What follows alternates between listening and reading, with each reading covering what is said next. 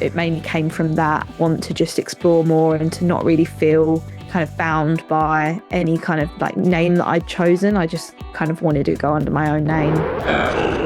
Welcome to Freshly Squeezed, the new music podcast. This is the show that introduces you to brand new bands and brand new tunes that you may not have heard before, but could, hopefully, go on to become your next favourite song, or your next favourite band, or your next favourite artist. I'm Jim. This week, music comes from the awesome Francis Murray, who is celebrating a brand new tune and a brand new album.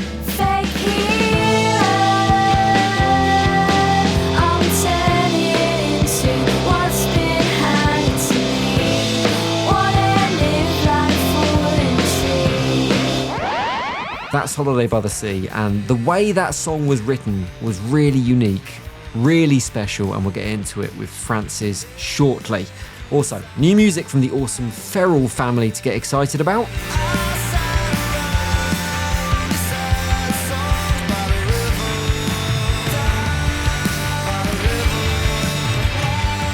Part Queens of the Stone Age, part Interpol. I'm loving that. Plus, we'll get a taste of the superb 80s tinged new music from Adult Leisure.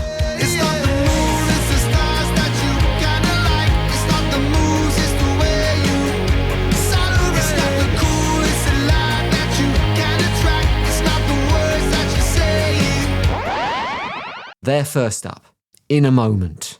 But now I've whet your appetite, and before we get stuck into this week's episode, just indulge me for a moment. So you've probably heard me banging on before about winning the award for Best Music Show at the Independent Podcast Awards last year. That was ace, an amazing honour. Or somehow, we've been nominated for another award, and it's epic. So if you don't know, the UK ARIAs are kind of audio's answers to the Oscars. It's the big one. And at the big one, we've been nominated for Best Music Show. And you only have to look at the other names that are on that list to realise what a moment this is. We're alongside, get this, Elton John, Radio 1's Jack Saunders, and dance music legend Andy Durant, and a load more as well. It is quite a list, and it also is a total surprise that we've been included.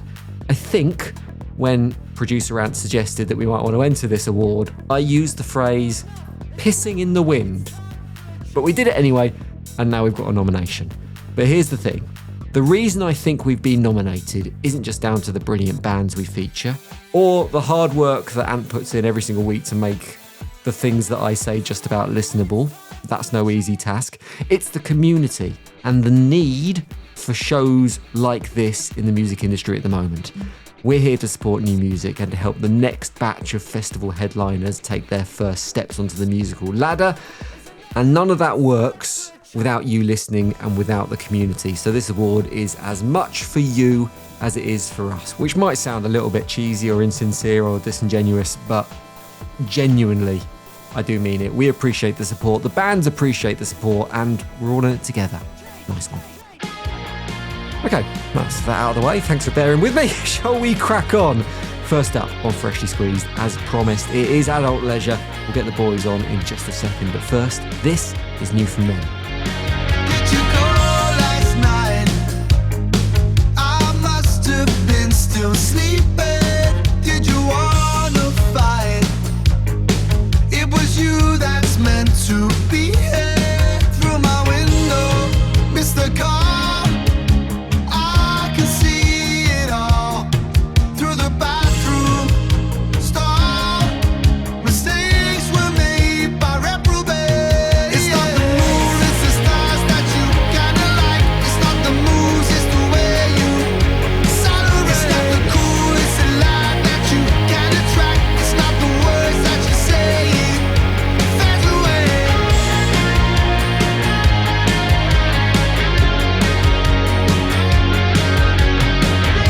Called The Light You Attract from Adult Leisure, and Neil and Luke have hopped on for a chat. Howdy, lads. Very well. How you doing, Jim? How you doing, mate? Very good. So, as a band, not long back from South by Southwest Festival now, how did it go, sunburn aside? Well, I think it was everything we wanted it to be and more, really. I mean, we spent 3 weeks out in the US.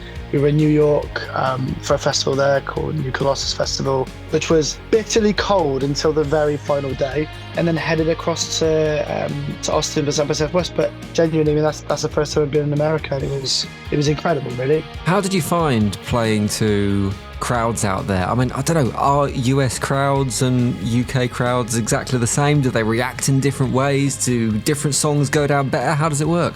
I'd say the Americans are, like the American crowds specifically, are probably a bit more reserved.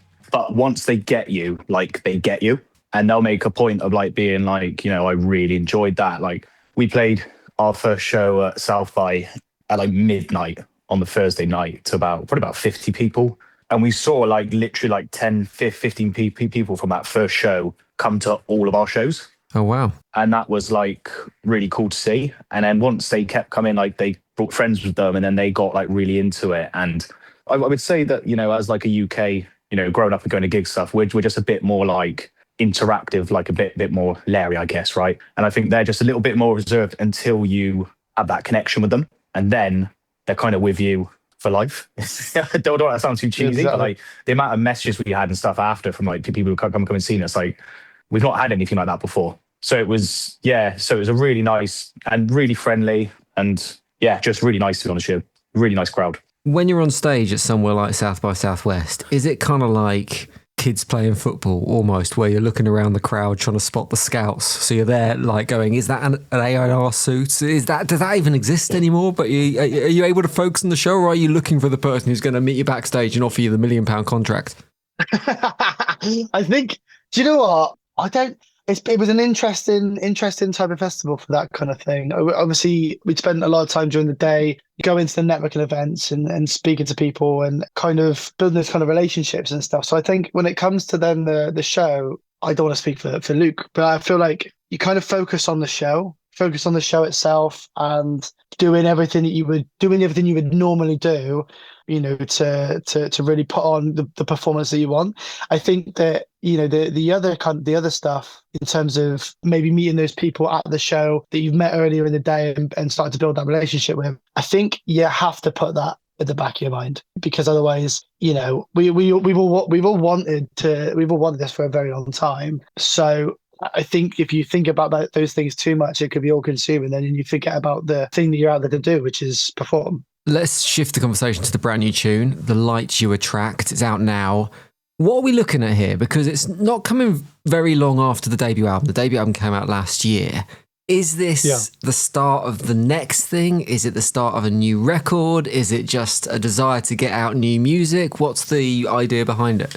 Well, I was personally like really keen just to get more music out, because I noticed that, you know, once that album came out and you had this like big body of work that you have like a reference point, and it was so significant for us in terms of like what it did for us. I just wanted to, like, as a band, we decided that we just wanted to release more regularly, so like we can have more to give to people. And it's still got like the adult leisure sound, I would say, but it's a slightly different shift. We wanted to shift more into like Boy Grows Old and Kiss Me Like You Miss Her sort of sound, and that's what that is supposed to be.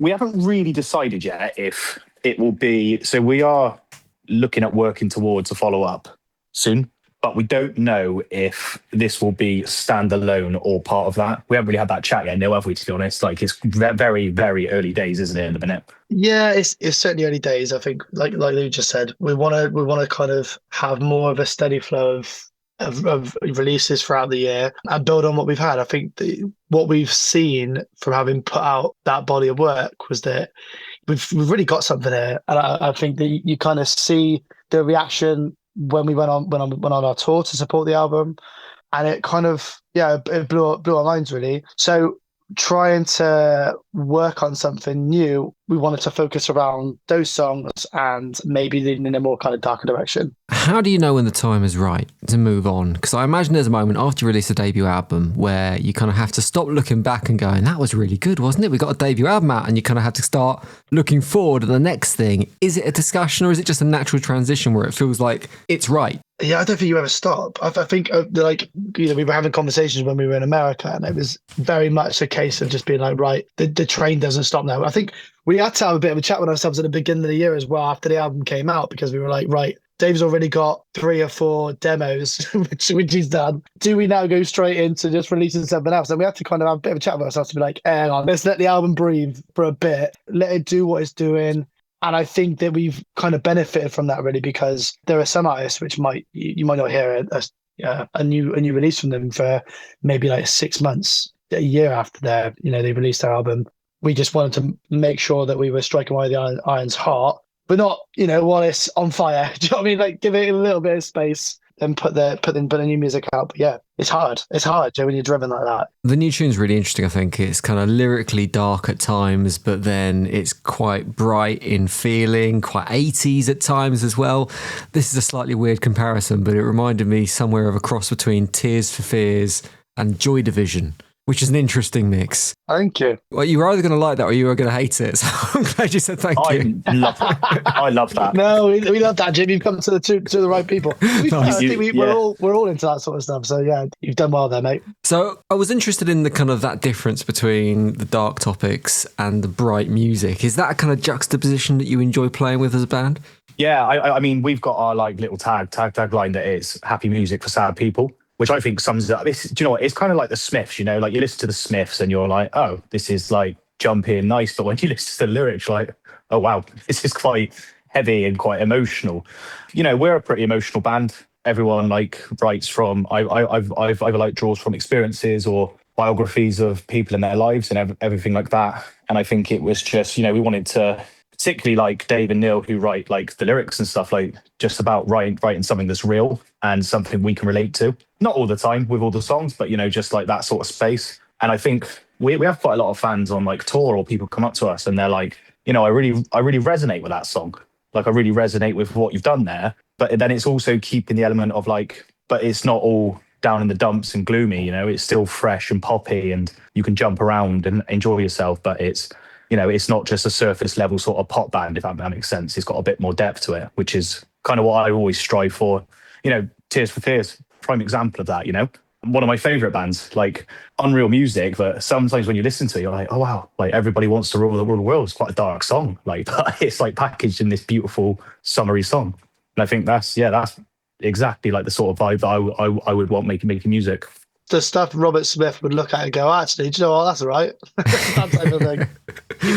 Well, we're going to play The Light You Attract in a minute. Robert Smith, if he's listening, can give his full feedback on the brand new tune. Before I play it, I just want to check in on something you said in an interview you did back in 2024, because you were asked about your dream collaboration, and the person you said you wanted to collaborate more with anyone else was Miley Cyrus. I just wanted to check in. Is that still the case? Is she still the top pick?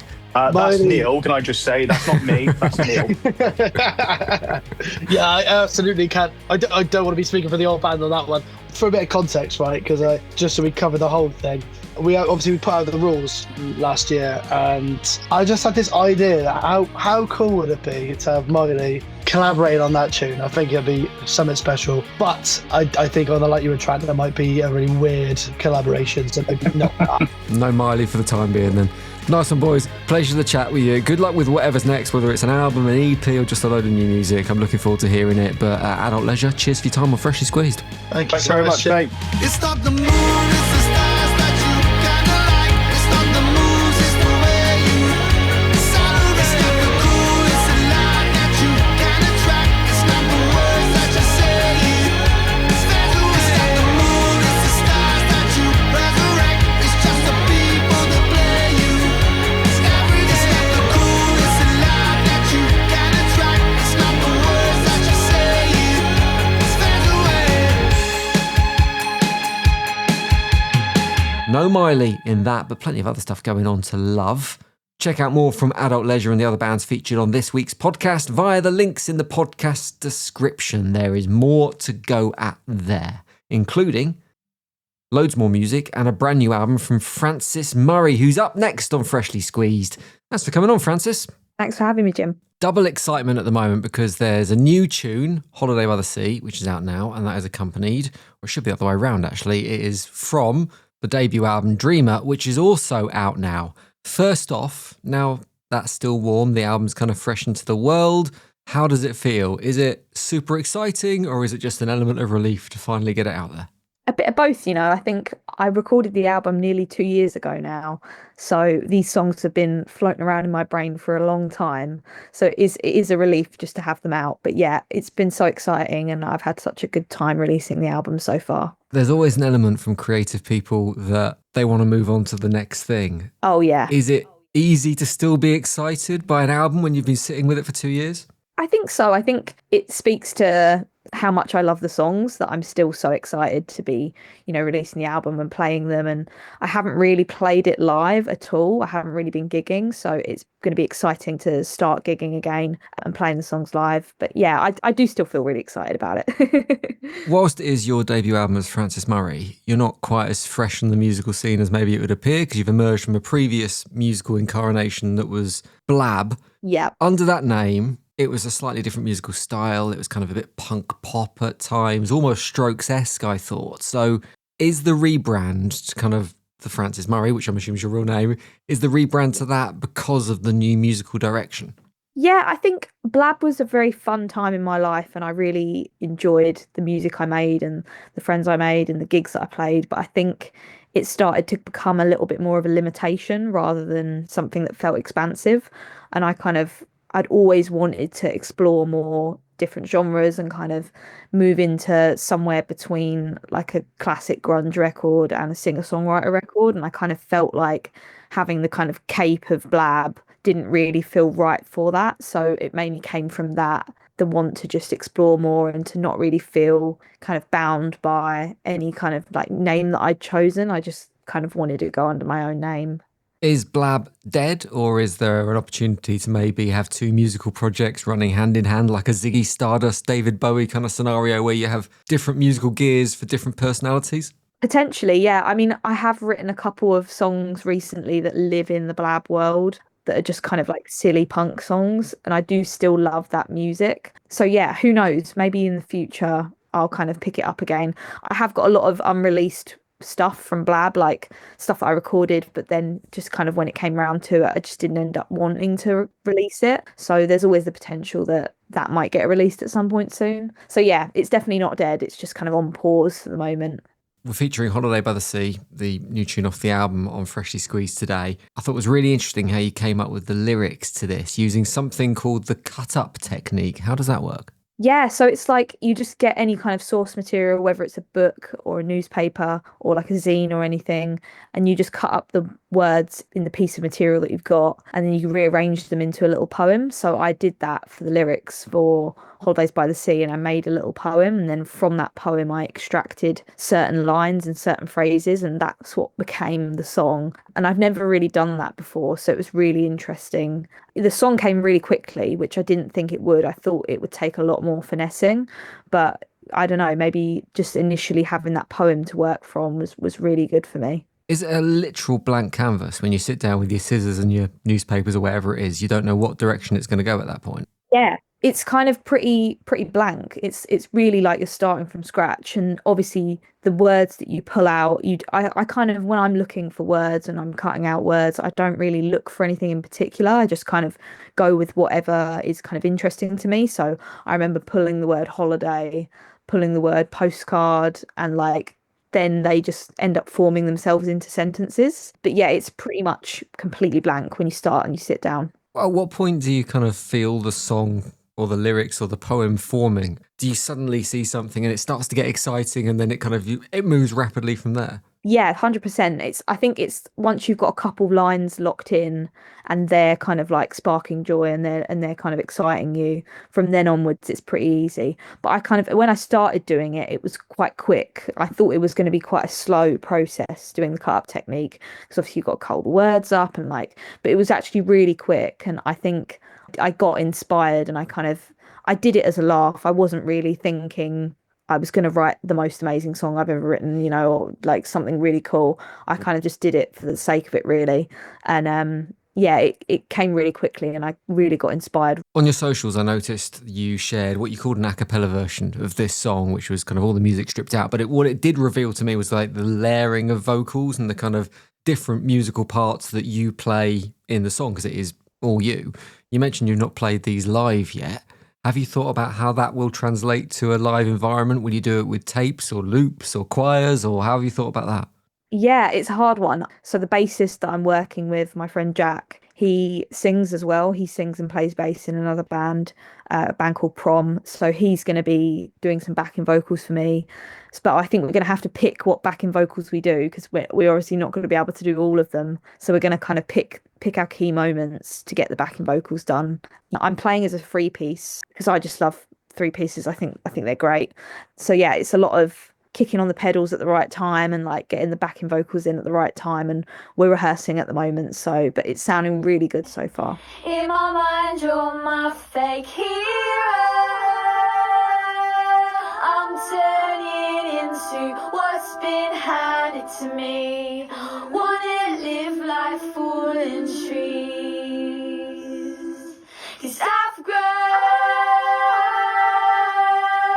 into someone our friends would think is funny. Holidays by the sea. Drop my eye. I thought it sounded beautiful on the a cappella version, but I also thought it was kind of very much in juxtaposition to a Substack you wrote, which was all about kind of pushing back against digital production tech and the desire to lean into the analog world, which obviously in that scenario, it's very much digital. Is that kind of a demonstration of the conflict there between what you can achieve simply with digital versus the authentic lo-fi nature of analog? It's definitely a balance. I think sometimes if you go one way or the other, it can become a bit of a limitation. Like if you say you're only going to use analog equipment, then you kind of have a lot of limitation there. And if you say you're only going to use like amp sims and kind of digital stuff, then you kind of limit yourself there as well. I think my music lives somewhere in the middle. I definitely think that I try and avoid recording things and kind of digitizing things for as long as possible. I really like work on the song. I don't really record like fully fleshed out demos because I like to kind of retain some of the, I don't know, some of the spirit, some of the energy. I don't want to give it away. Authenticity. Yeah, the authenticity. Yeah. So I think I kind of always have approached recording like that, and I've always kind of made very like bare bones demos and then left a lot until the recording process.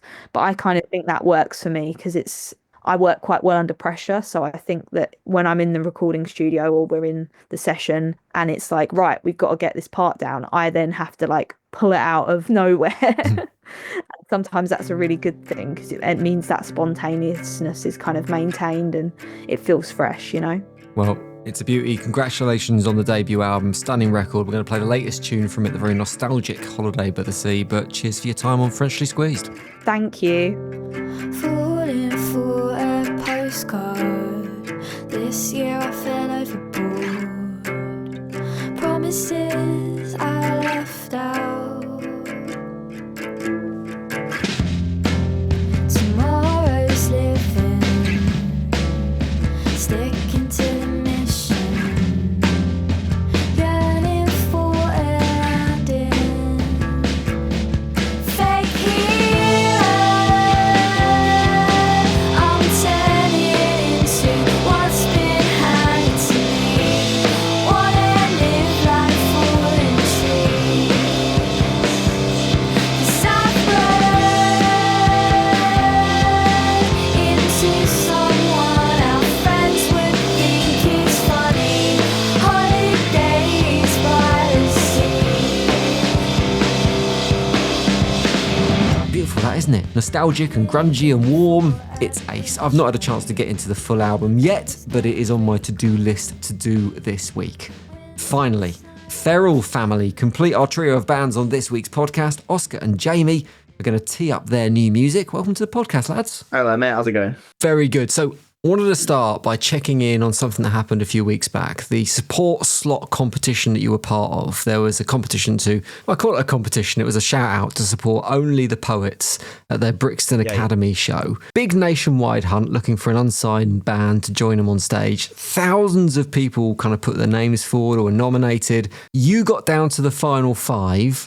Now, spoiler, didn't make the final cut, didn't get to play the Academy gig. But once you've got over the disappointment of that, are you able to look back on it and take the positives and see it for the achievement it was? Yeah, we didn't really expect to get through in that sense, because I don't know if you've heard, only the Poets compared to our music, it's quite a vast difference. So yeah, I mean it was fine. It was a good day, and you get paid for it, and you get to play in front of people. The bassist said that we was his pick, so we knew that was our chances done. Pretty much, yeah.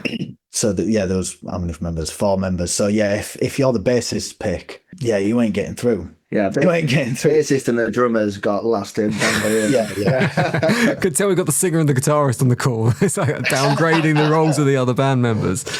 Had you given any thought to, as you say, musically, slightly different what you're doing to what only the Poets are doing? Had you given a thought at that point as to what it would be like stepping on stage and whether you'd have to adjust your set or what the kind of reaction you'd get to your music would be?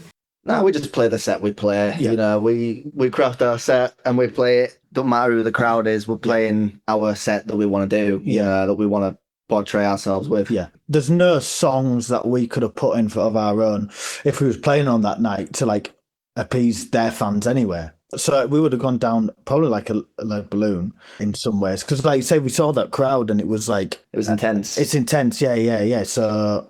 Yeah, it's just not, obviously you can't really pick your audience, and grateful to play in front of their own crowd. But yeah, we weren't going to change anything. We can't.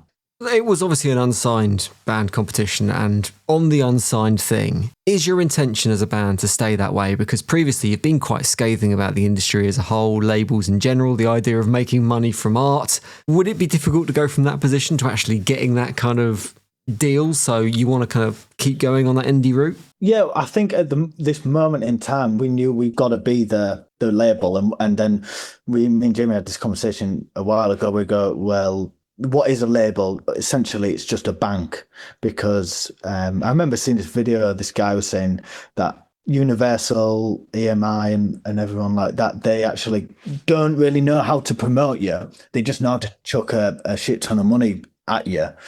We realised that we just got to self-fund this whole thing, and each month put money into it. And what's the next step forward? Well, it's always the music, always another song to record. So at this moment in time, yeah, it'd have to be a good deal for us to do so, because we've set out our stall for the next couple of years of what we're doing.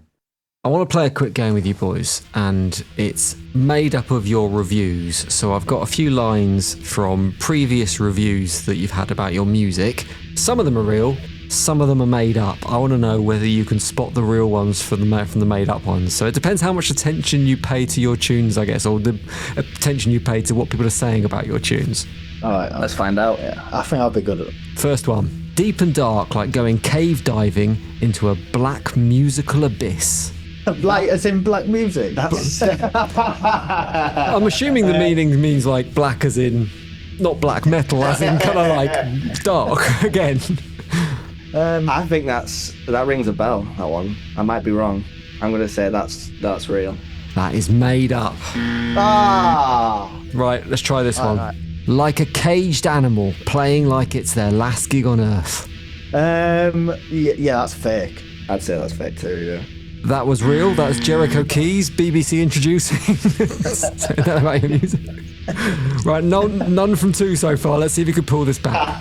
All right. Like Joy Division, wrestling Bauhaus down a flight of stairs. Oh, see, I feel like you've taken elements of a review and twisted them slightly. So you're gonna go fake? Yeah. Let's go fake. That's a real one from Bucket Playlist. Nice. It's also my favourite from the lot, that. I really like that description. That's good. 2 more. You've got to pull this back, lads.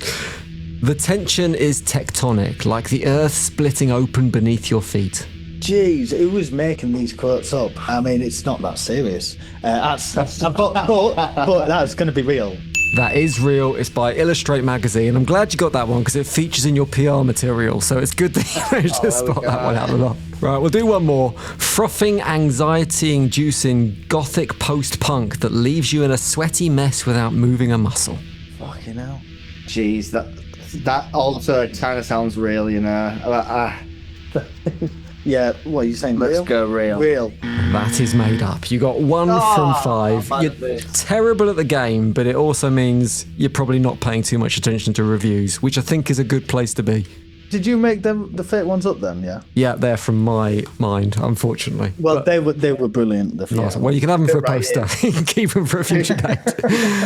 Before you go, I wanted to check, speaking of stuff that's real and stuff that's fake, Yeah. I heard that sometimes when you're recording music, you have to play with the guitar upside down because being left-handed and you haven't necessarily got that many left-handed guitars in the studio, so you have to kind of learn to play things the right way up and the wrong way up. Is that a fact? Yeah, that's true. I'm a lefty. I got to do that for for every song that we do in the studio, so that can be quite challenging and make the studio not as enjoyable as one would think. But I actually I've got a bass. Well, I've had basses at home pretty much all my life, and I've never had like a left-handed bass. So I bought a cheap right-handed bass, and I've always played bass upside down. It's crazy what Oscar can do. Like, I can't do anything near that. So I understand it, and it makes me look at the bass different whenever I played the bass. And when I'm playing the bass now, like to do demos, I've obviously got to use Jamie's bass, and then so I'll just have to play that upside down. But it gives you a good perspective, a different perspective on the notes and where to go, really. Yeah. That blows my mind. Do you think it influences what you do? Because I guess, you have to make sure you can do it both ways up, but does that perspective change it? I will never buy a left-handed bass ever now because I feel like I'm tied to it. But yeah, it does change the perspective massively. Yeah, it just makes you see things a little differently. I think in terms of going to the studio now, Regan, our drummer, he can play the guitar real well, and he can play right-handed. So when it comes to intricate bits now, I kind of get off and I can get him to go, oh, listen, mate, can you play this bit? Because it's going to take me a while. Love it. Right. We're going to play the brand new tune featuring upside down guitar playing, The River. Of course. Good. Nice. We'll listen out for it. We'll get it on Freshly Squeezed. This is Feral Family, The River.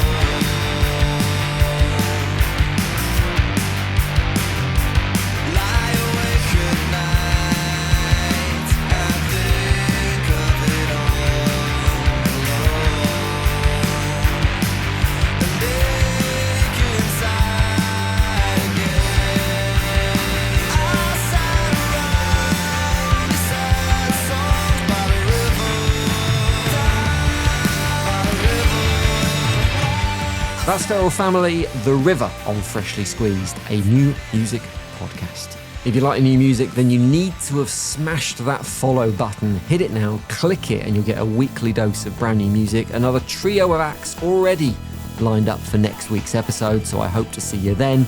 They're brilliant. You don't want to miss it. Trust me. Plus, the weekly playlist was updated on Friday. It will be updated again this coming Friday. So if you want a bit more music discovery in your life, that is the place to go. It's on Spotify, but links to it are in the podcast description, along with links to all the artists, as I said, and links to the Freshly Squeezed social channels, which you should be following. It's all there. It's all in the blurb. Right, that's me done. Cheers for your ears. See you next time. The award-winning Freshly Squeezed, a new music podcast, was devised, produced and posted by Jim Salveson. Sound design and additional production by Anne Lee. Theme music, Blue Blazer, is written and produced by Spin Class. Stop.